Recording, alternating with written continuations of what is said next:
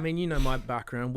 Yep. Like I had a single mum from 10. I didn't have a dad for Yep. most of my life. I remember we were in I had 3 little brothers in a homeless refuge. Yep. And we're sleeping. There was 1 bed and a couch. I had 2 boys in the bed, 2 on the couch, mum on the floor. Yep. And I was like 9. I was like, fuck this, Yeah. man. I don't want to live like this. But No, did you have that seed ever planted in you where you had experiences and you were like, this is not for me. I don't want this stress in my life. Yeah, well, like my parents immigrated to Australia a year before I was born.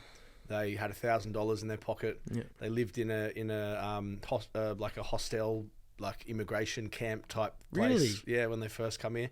Then when I was born, we lived in a 1-bedroom flat above a barbershop in Lidcombe. In Really? Sydney. I didn't know this. Yeah, and then we only moved up the coast when I was 2 or 3.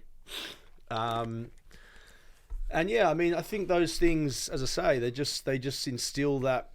Like, you know, I've heard people say that fear is a negative word, but I think sometimes fear is a bigger driver than like being Someone that's 100%. aspirational, that's fine. But if you're shit scared of being poor, 100%, you're going to work really hard. I call it, it's like rocket fuel, man. Yeah. It's rocket fuel. Yeah, when you've got that fear and you've experienced and you've seen what it's like, Yeah.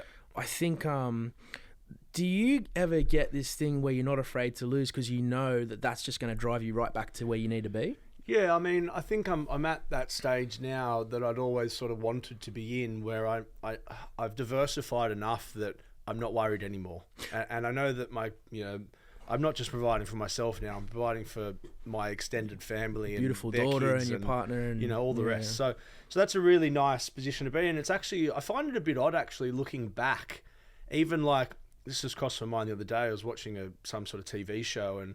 There was, I think it was a single mum and kid, and they were really poor, and that was this big struggle. And it's like, fuck, like, you know, how don't they realize it's not that hard to make money? In hindsight, it seems really easy. Yeah. You know, but you could say the same thing about us though, because Yeah. you know, when we were starting out, like it was hard. Yeah. It was hard to make money. It seems. I think to answer that point that you're talking about,